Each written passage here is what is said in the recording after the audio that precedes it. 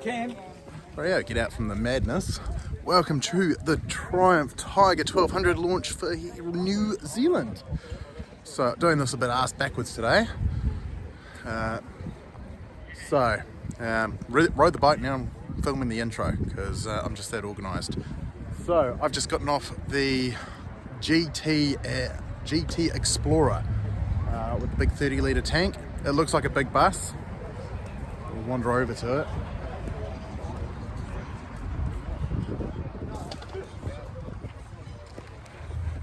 Looks like a huge thing, but once you get used to it, keep cruising along, it's actually, it's nothing.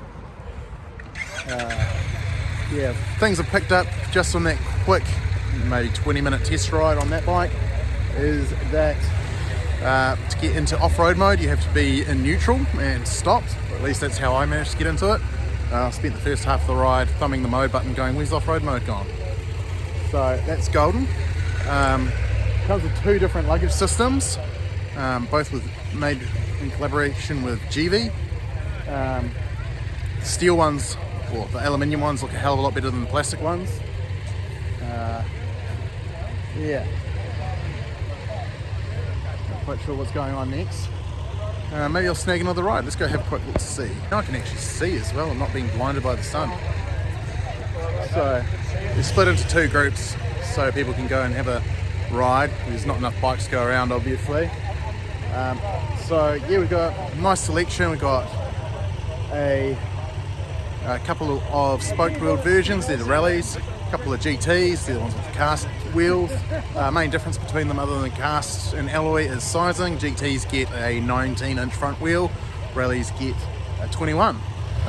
Obviously with different rubber as well. Had to keep reminding myself not to go too hard out on the had to remind myself not to go too hard because I was on road tyres. Metzeler Tourance Next, I think is what tyres I had. But the bike tracks along nicely. Managed to bottom out the show suspension, hitting the odd speed bump, well, pothole. And quite nimble actually. It is quite nimble because we had to dodge multiple frickin' trucks. All in all, good fun. I'm hanging out for a ride on one of the slimmer bikes now to see what the difference is. Hey? The wild ray in his natural habitat, phone out, filming shit.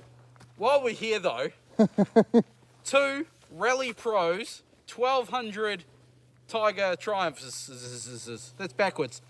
Two Triumph Tiger 1200 Rally Pros. That's the Explorer, that's the Rally Pro. Aren't they fantastic?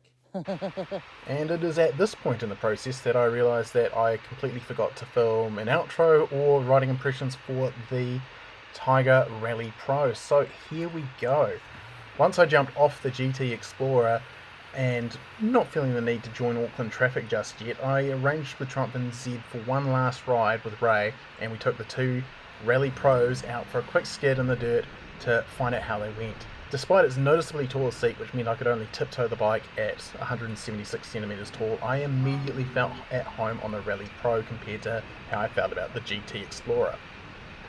It's shod in Metzeler Karoo street tyres, and on the gravel around Riverhead Forest I felt more in control than I did on the road-oriented GT Explorer.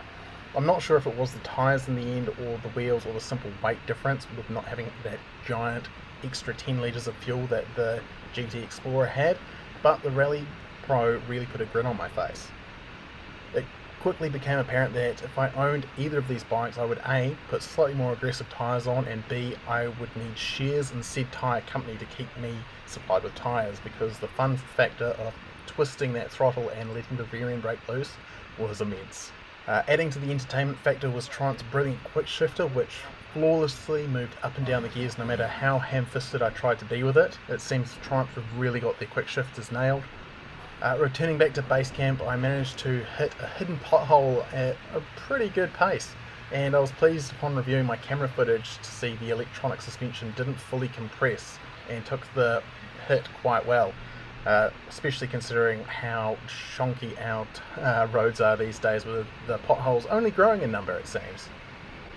It's fair to say Triumph have done a fantastic job of their new heavyweight Tiger, only weighing 10% more than the Tiger 900 Rally Pro but delivering 58% more power. The only thing that would keep me from opting for the 1200 over the 900 is the fact that it costs 33% more at $37,990. So while it might not make complete mathematical sense to go for the Tiger 1200 over the 900, I definitely think it's probably worth it, especially if you really like to shred rear tyres. So that's it for this. Hopefully I will get my hands on a Tiger 1200 Rally Pro and do a bit more of an in-depth test, because this was just the first impressions and I didn't really get to spend as much time on the bikes as I would have liked. So stay tuned for that, and don't forget to subscribe, and I will see you in the next video. Yeah. Don't forget to give me the key. Oh, you want the key back? It's got a nice warm heated seat. It's great for my Have it on? Yeah. Did you? Well, I've got a broken tailbone, so that was magic.